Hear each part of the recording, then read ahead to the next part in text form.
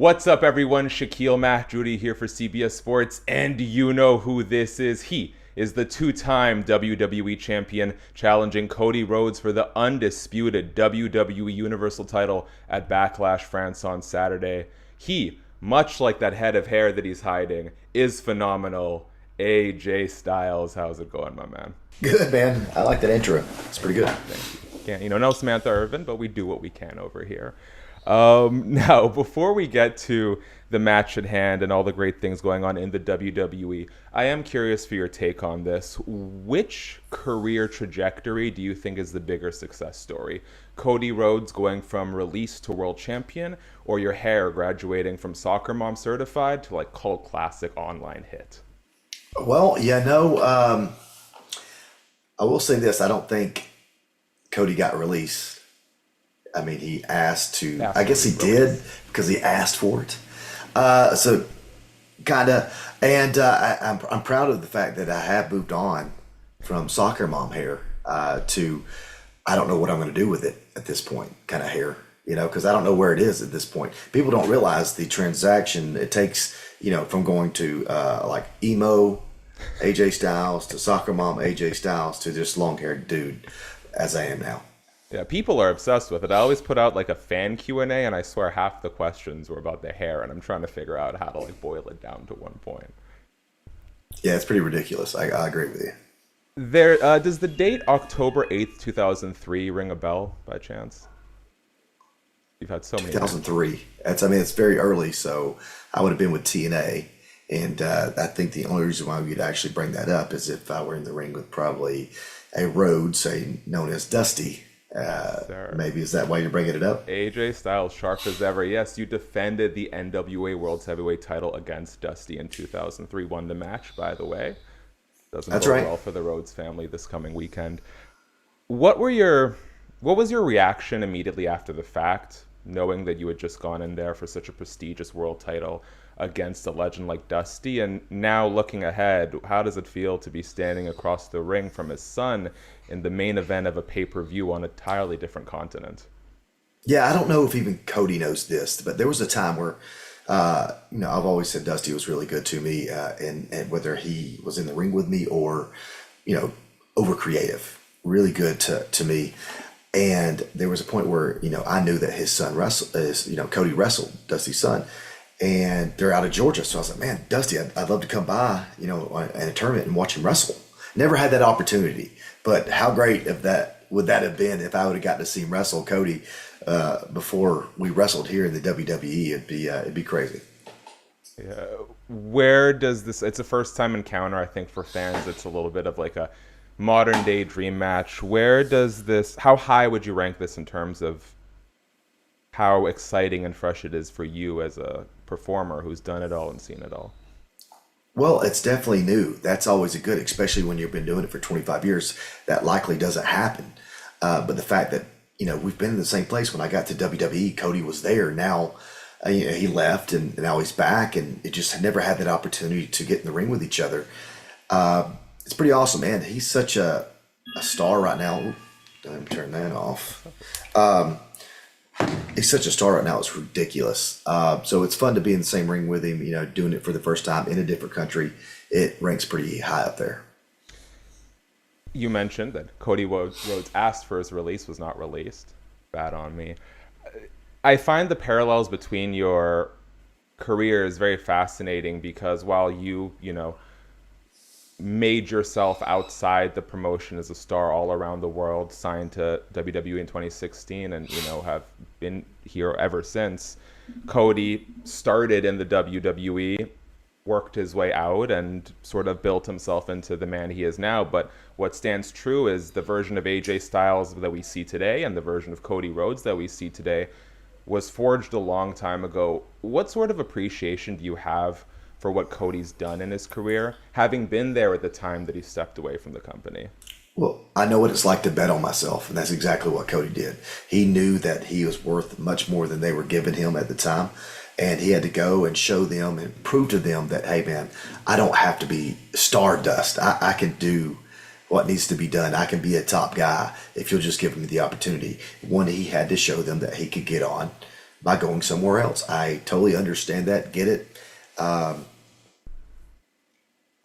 Just respect the heck out of him for doing it. He's in the biggest company in the world and decided to leave and make a bigger name for himself outside of WWE. I think it's amazing, honestly. What was your reaction when you found out that fellow Bullet Club member Tama Tonga was making his way to the WWE?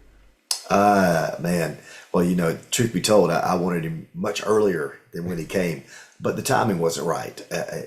He came in the perfect time. I mean, he went from sort of in the mid level of a card to the top, and I love it for him. He's a good dude. He deserves it. You know what? I'm sorry. He doesn't deserve. We don't deserve anything. He earned that chance to be where he is today, and I am so stinking happy for him. So glad he's there. It's awesome. You've sort of had dust-ups with the Bloodline, and what's starting to become more and more clear to me over time, especially with this sort of new iteration of the group where Solo Sikoa is kind of in the midst of a hostile takeover, Tama Tonga shows up and is an immediate threat, is that you can argue what the biggest or most successful faction in pro wrestling is, but I feel like the Bloodline is starting to make an argument for which stable is creating the best quality stories year after year. It feels like everything they touch turns to gold, and everyone who's involved comes out the better for it. I know my old heads at CBS staunchly are on the Four Horsemen side of this debate for the time being. But how highly would you rank the Bloodline in terms of what it's done for everyone who's involved in the machine? Well, everybody thinks that their time and when they watched wrestling or whatever, that was the best time, right? But I would say that the time that the Bloodline has been giving, and listen, they're straight up real blood, like they are all kin. It's just amazing to me that somebody, can you imagine being the father of the Usos, and so like, God, how proud would you be? But there's something about that I admire, that he's got three sons. Rikishi's got three sons at the top of their game, at the top of the card in the main events. I just admire that. And so, along with, everything else in the storylines that's going on, you got Roman Reigns, the top dog. It's just good. And everybody's dialed in. Everybody's dialed in to telling the story, not just the, in the ring kind of work, but, it makes it a lot easier to have a great matches if you have a great story. And if you're able to dial in that story and play it out on television where people can see all your emotions, that match is going to be unbelievable. And the things that they are doing, I'm just wow. I'm just wowed by them because it's so good. Is the stink face an S tier pro wrestling finisher? I will never take it. I would find a way to get out of it. I don't think that I would ever have. Who knows? But I would hope that I never have to take that. Okay, it's personal. I don't mind taking the running butt in the corner by one of the Samoans, but I don't know about. I don't know if you've heard this, but allegedly Rikishi would have different. He'd have multiple shorts, and based on how mad he was out, you'd either get like the freshly washed one, or the week-old one, or the month-old one. So, find your P's and Q's around that guy. I'm about to say I kind of believe that he would do something like that. Good on him. We mentioned your Tama Tonga and your time in the Bullet Club. For those who maybe aren't super familiar with the group, what is it about the Bullet Club that's produced so many high-tier pay-per-view leading world champs? You got AJ, Cody, Finn Balor, Tama Tonga's now in the fold. Obviously, you've got the Elite and everything they're doing over there. What is it about that group that's produced transcending talent? I think it was a moment in time where we go, let's just have fun. And if you're able to have fun, people are going to have fun with you. That's exactly what we did. And I mean, I know that's a simple answer to your question, but the reality of it, if you have fun, so will everybody else. If you make it entertaining, it will be. I mean, like when I say make it entertaining, like if I can almost entertain myself by what I'm doing, sometimes it's very entertaining for everybody else because we're having fun while we do it. And people love that. And the one thing that we weren't handcuffed when we were in Japan at all. So we could say and do anything we wanted. Would you say that is I think for a lot of people, that stint in New Japan for you was what opened eyes to just how high AJ can reach on new territory. Would you say it's that creative freedom that's allowed those guys to excel the way they have? Absolutely. Just being able to do what you want, say what you want, without embarrassing the company at the same time. I mean, you really have to think about what you're going to do, what you're going to say, and being allowed to, all these things that you had in the back of the mind that you wish you could say. Now you could say. It just changes the game. There's no other way to say it. It just changes everything that you're going to do. Gallows, Anderson, Tama, even Cody and I passed. He went to Japan as I came to WWE, but they know what I'm talking about. Like, it's hard to explain, but if you ask any one of them, they'd be like, yeah, we just had fun. How do you think, 50, 100 years from now, we can only speculate, but how do you think pro wrestling will look back on Bullet Club? Truth is that it may be forgotten, just like anything else. We had an amazing time, but it did have a lot of different people in it. So it could go by the wayside of the NWO, where it was cool at one point in time, but then everybody started getting into the NWO. And you're like, I don't even know who's in it at this point. So, it's not one of those things where it was just these guys, and it's hard to say that about any, right? Because even DX, Sean was out, H was in, Billy Gunn, X-Pac, Road Dogg, those was kind of the originals, but started with Sean. So, but those are the only two. Even the Four Horsemen, there was an in and out exchange with some guys. So it's hard to name a group that always. Freebirds is about the only one. And how much do we talk about them? You see, I just think it's history is great to look back and watch and go, oh man, that's great times. But everybody is going to come up with some kind of faction that's going to be great at one point in time, and we'll think it's going to last forever. When was the last time you hit the spiral tap and you're like, maybe it's time to put this one away? If you've ever heard, if you don't use it, you'll lose it, that's 100% the case, because it's a very awkward way to flip and do some stuff. And I had, put it on the back burner for so long, I just lost it. And it's in my head. I can't pull it off the way. If I don't pull it off the way that I want to do it, I don't want to do it at all. If it's Have you not even perfect, attempted it since? I haven't even attempted it on a trampoline, in a pool, nothing. So it's there for the Ospreys and anybody else who wants to do it. Do you remember the last time you hit it?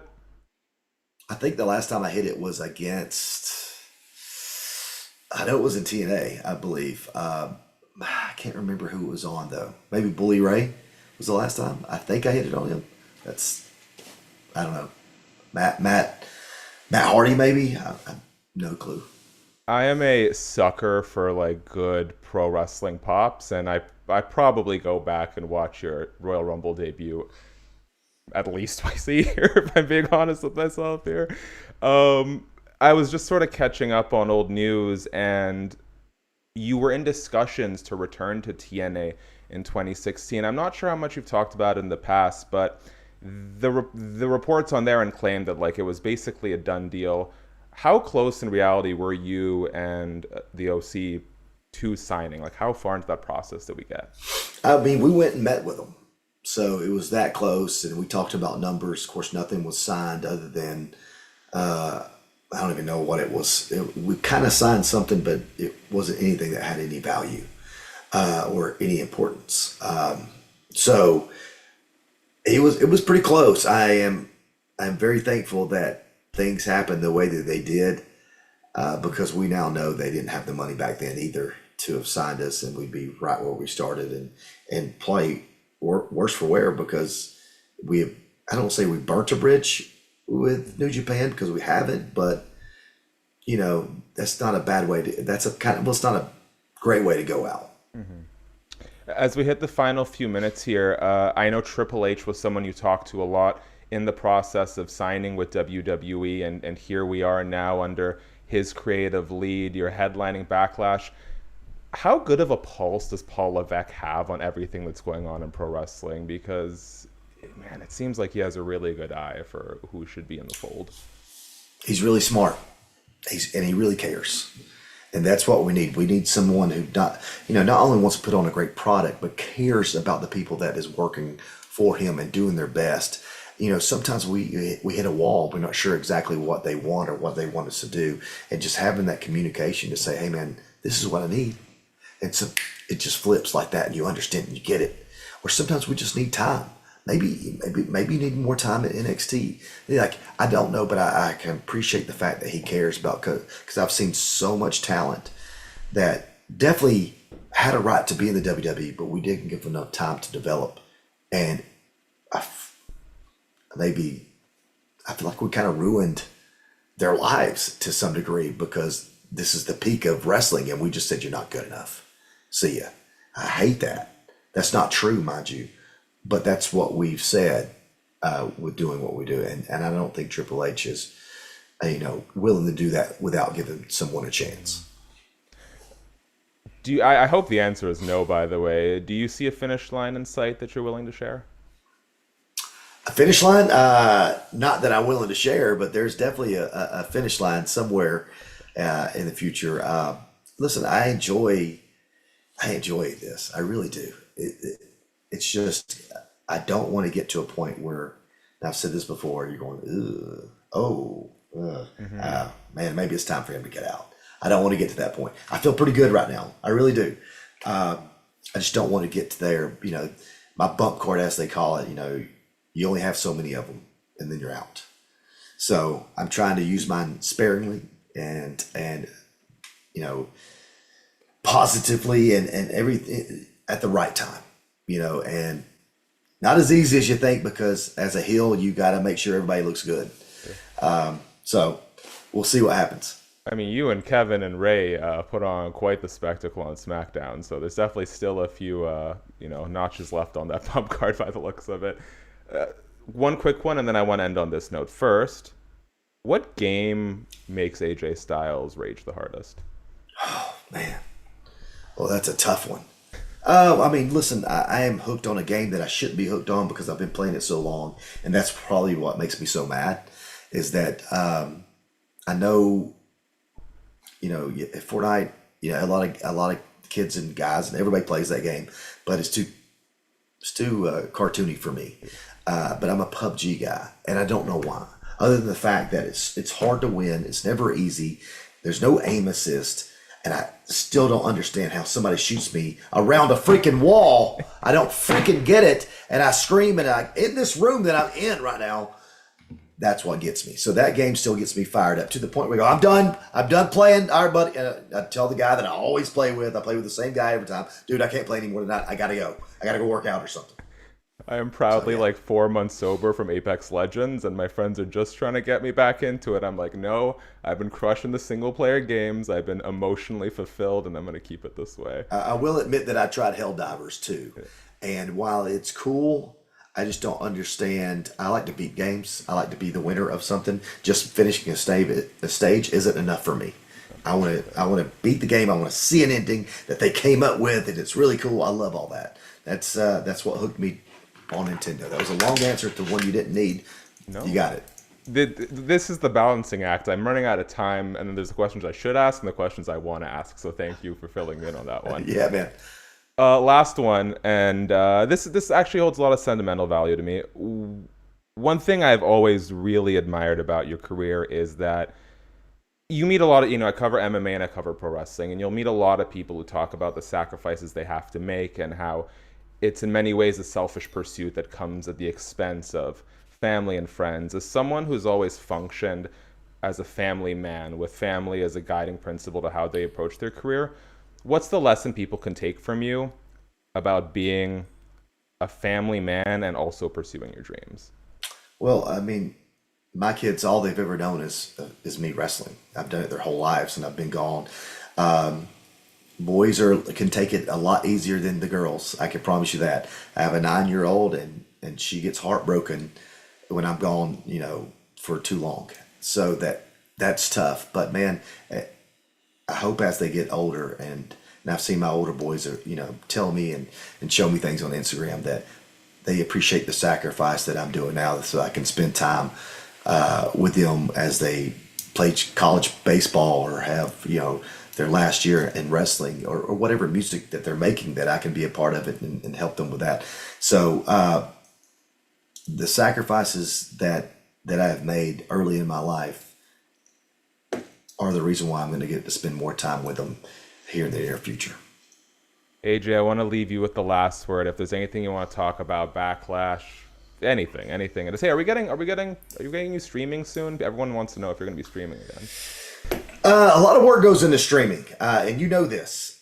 It seems like every time something goes wrong, every time even though you haven't changed it, you updated one thing, and the next thing you know, you're like, "What is going on? Why can't they hear me?" And so I went through that so many times, and maybe when I'm done wrestling and I'm, retired and I have nothing else to do, maybe then I'll get back on and stream. But until then, I think I'm going to hold off. And like I said, I'm going to take the time to spend time with my kids and go do stuff with my wife and kind of be a dad and a husband. And before that, hopefully, another world championship belt around your waist, Backlash France this Saturday. 100%. Thank you so much, man. Yeah, man. Thanks.